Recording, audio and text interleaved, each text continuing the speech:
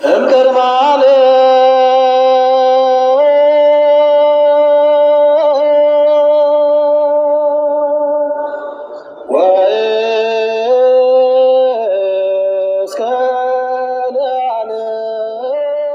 ጥቅምት 27 የሚከበረው የመድኃኔ ዓለም ጥንተ ስቅለት ትክክለኛ ቀኑ ጥቅምት 27 አይደለም።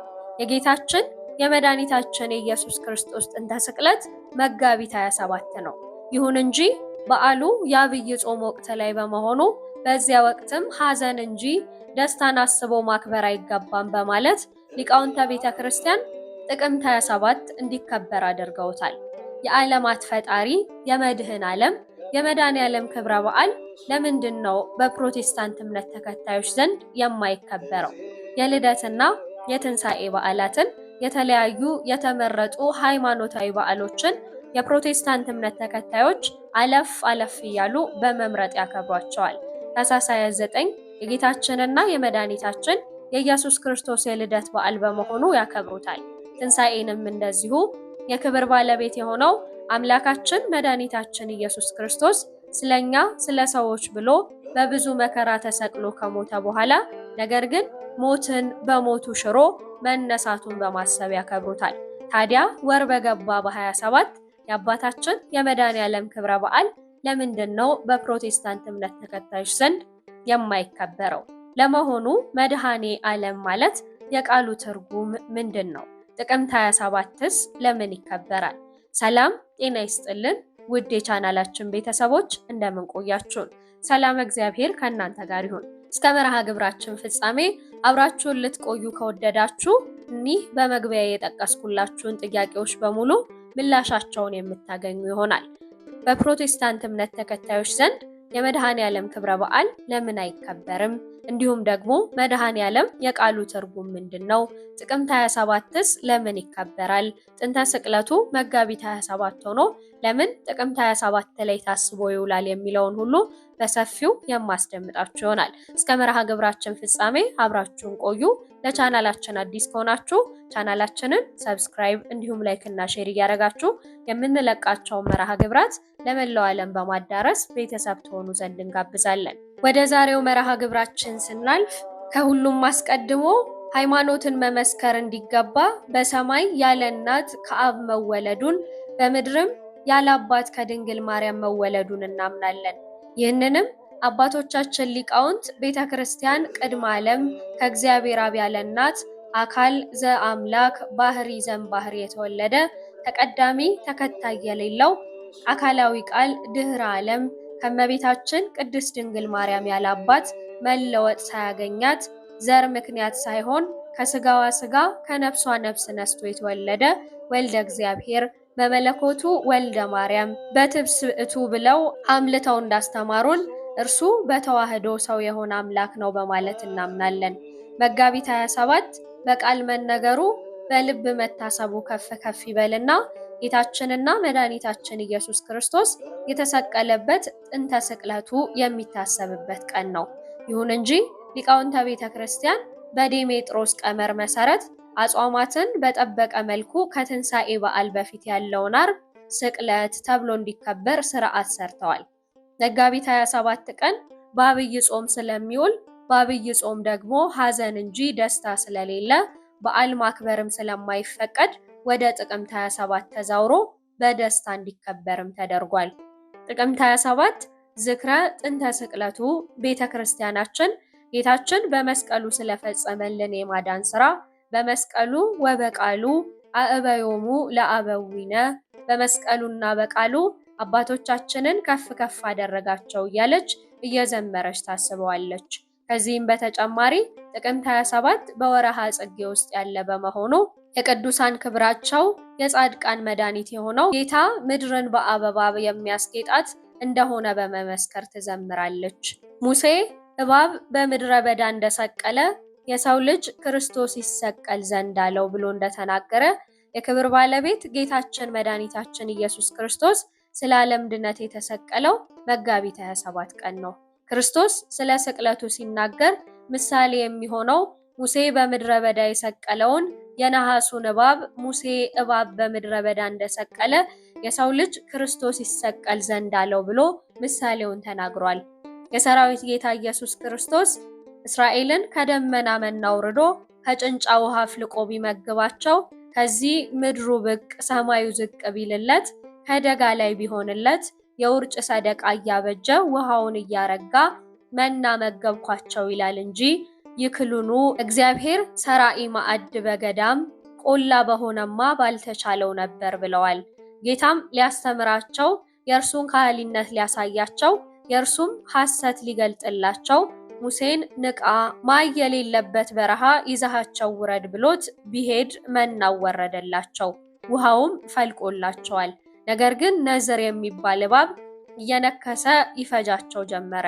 ከዚህ በኋላ እስራኤል ሙሴ ዘንድ ሄደው ከጌታ ምሕረት ቸርነት ከሰው ስህተት ኃጢአት አይታጣም፣ በእግዚአብሔርና ባንተ ላይ ተናግረን በድለናል፣ እባቦቹን ከኛ ያርቅልን ዘንድ ወደ እግዚአብሔር አመላክትልን አማልደን አሉት። ሙሴም ስለ ሕዝቡ ወደ እግዚአብሔር ቢጸልይ ጽሩዩን ብርታ አርዌ አስመስለ ሰርተ ከሚያገናኙበት አደባባይ ከእንጨት ላይ ስቀላቸው አለው። ሙሴም እባብን ሰርቶ በዓላማ ላይ ሰቀለ። እባቡም የነደፋቸው ሰው ሁሉ የነሐሱን እባብ ባዩ ጊዜ መዳናቸውም ተነግሯል። ይህንንም ምሳሌ አባቶቻችን በትርጓሜ ወንጌል ቅዱስ እንዳስቀመጡልን አርዌ ምድሩ የዲያብሎስ አርዌ በትር የጌታ ምሳሌ ነው። በአርዌ ምድር እባብ መርዝ እንዳለበት በዲያብሎስም ፍዳ ኃጢአት አለበት። በአርዌ ብርት መርዝ እንደሌለበት በጌታም ፍዳ ኃጢአት የለበትም። አርዌ ብርት በአርዌ ምድር በአምሳለ እኩያን እንደተወነጀለ ተቆጥሮ ለመሰቀሉ ምሳሌ ነው። ዳግመኛም ከአመፀኞች ጋር መቆጠሩም ይታወቃል።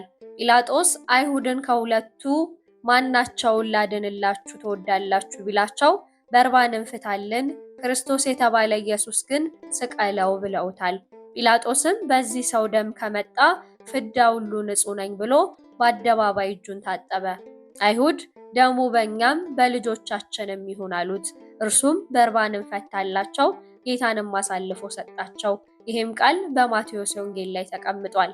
ቅዱስ ዮሐንስ አፈወርቅ ሊቃነ መላእክት በመፍራትና በመንቀጥቀጥ ከፊት የሚቆሙለትን በአደባባይ ያቆሙት፣ ኃጢአትን ይቅር የሚለውን ኃጥእ አሉት፣ በመኳንንት በሚፈርደው ለእርሱ ፈረዱበት እንዲል ክርስቶስን አይሁድ ስቀለው ብለው ፈረዱበት። አክሊልን የሚያቀናጀው የነገስታት ንጉሥ ኢየሱስ ክርስቶስን አነገስንህ ብለውታልና ጭፍሮች በፍና ተሳለቁ፣ የሾህ አክሊልንም ደፉበት። ኢየሱስ ክርስቶስ የሾህ አክሊል መቀናጀቱን ዕፀ በለስን በልቶ ምድር እሾህንና አሜኬላን ታበቅላለች ብሎ የፈረደበትን አዳም ስለ እርሱ ክሶ መርገሙን ደምስሶለታል። መጋቢት 27 ቀን ክርስቶስ ኢየሱስ በመስቀል በተሰቀለ ጊዜ የተሰቀለው የክብር ባለቤት ሰማይን የፈጠረ ነውና ፀሐይ ጨልማለች፣ ጨረቃ ደም ሆኗል፣ ከዋክብትም ረግፈዋል። የተሰቀለው የክብር ባለቤት ምድርንም የፈጠረ ነውና በምድር የቤተ መቅደስ መጋረጃ ከላይ እስከታች ለሁለት ተቀዷል። ምድር ተናውጣ አለት ተሰነጣጥቋል። መቃብራት ተከፍተው ከበርካታ በላይ ሙታን መነሳታቸውም ይታወቃል። አዳምን የፈጠሩ እጆች በመስቀል ቀኖት ተቸነከሩ ወዮ እንዲል ቅዳሴ ዮሐንስ አፈወርቅ ስቅለቱን በዲሜጥሮስ ቀመር አውጥተን የጌታን መከራውን አስበን በስግደት ሕማማቱን እናስባለን።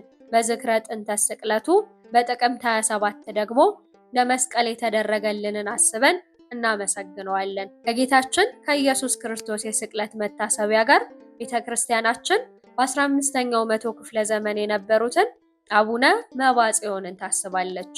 አቡነ መባጽዮን አምላካችን ኢየሱስ ክርስቶስ በዕለተ ዓርብ የተቀበልከውን መከራ ግለጽልኝ ብለው በጸለዩ ጊዜ ጌታችን ኢየሱስ ክርስቶስ በዕለተ ዓርብ የተቀበላቸውን መከራዎች ሁሉ ያሳያቸዋል።